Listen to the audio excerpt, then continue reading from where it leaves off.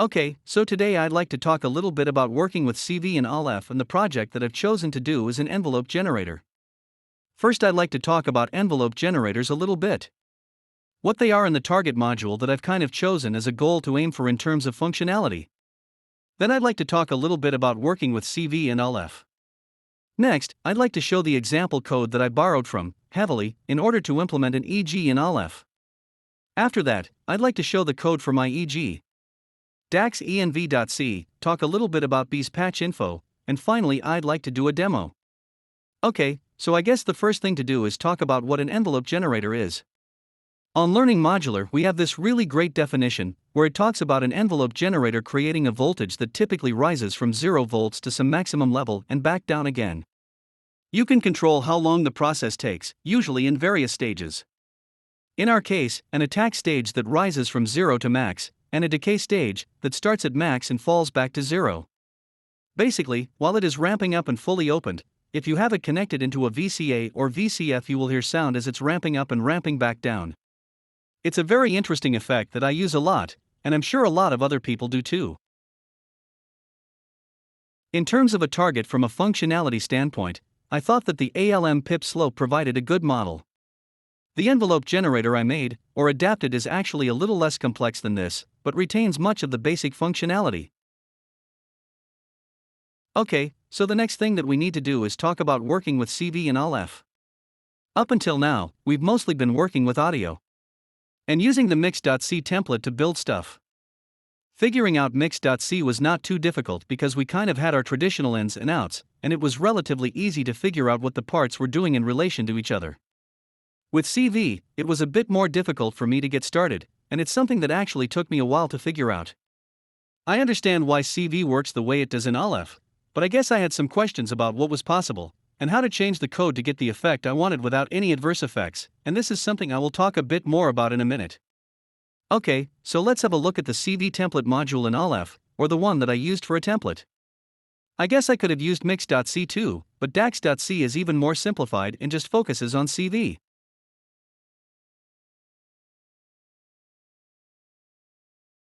Having a look at dax.c, most of this looks pretty familiar, including the operative part, void module process frame. My understanding of how it essentially works is that it sends to one of the CV outs in sequence each frame, from 0 to 3, and then jumps back to 0. So on frame 1, it would send to CV channel 0. On frame 2, it would send to CV channel 1. On frame 3, it would send to CV channel 2. And on frame 4, it would send to CV channel 3.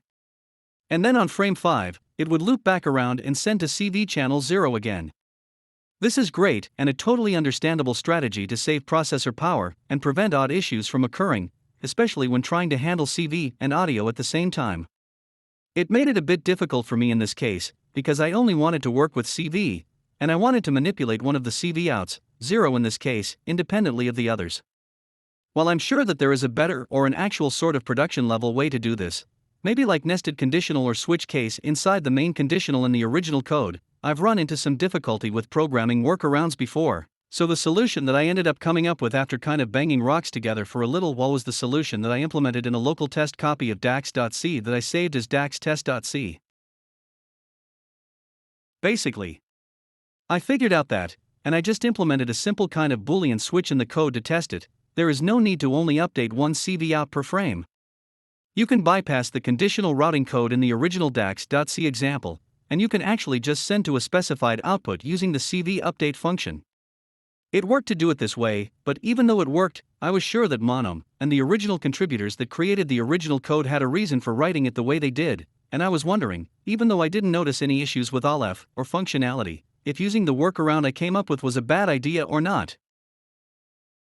Thankfully, the Lines community forum is always very helpful, responsive, and great to interact with, and I highly recommend asking questions here, and I posted a question about my workaround to the aleph user study group. I asked about the potential for unforeseen or negative effects that may result from my workaround, but basically it seems that, unless you're trying to do audio and CV processing at the same time, there shouldn't be any issues. Because we are only focusing on CV for the envelope generator here, we should be okay, which was really great news. The next thing that I'd like to talk about is the actual example code. We've talked about this before during the ring mod video, but I used the fantastic Ardcore project this time too because it has a ton of really great code in it. Also, for me, it's a little bit easier to read and understand what's going on than some other DSP examples. And since Arduino is basically C++, the code can mostly be ported to C without too many changes.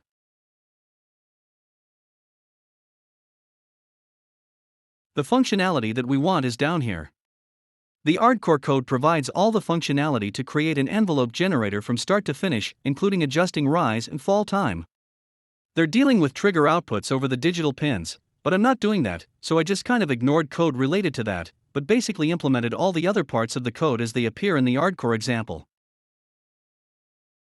Okay, so here is my DAX-env.c code based on the original DAX.c and the 20 objects Ardcore code. In terms of a workflow, it's pretty similar to the code we looked at in previous videos. I haven't included any additional sort of code from the aleph-DSP directory, because I couldn't get the envelopes to work for CV, but I am sure that is just because I am not experienced enough with that type of workflow yet.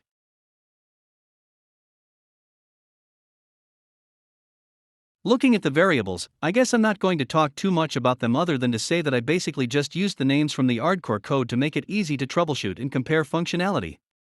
I guess the only comment I really have is that there is an env adjust variable, and I created this due to the inclusion of the CV in value being added to the value set manually with the knobs in Ardcore. But one thing that I think will become very clear when we get to the demo is that, while aleph can do snappy envelopes, increasing the value of rise and fall leads to really long attack and decay times really quickly, so usually, for the effect I am trying to get, there's no reason to add anything globally to the rise setting and fall setting. If the goal is snappier envelopes, keeping the values pretty low seems to work better.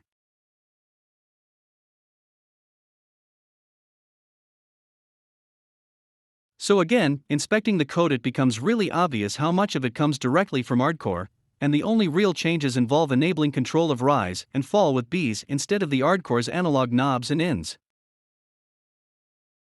With regards to the switch case statement, I have done basically the same thing I did in some of the earlier mods.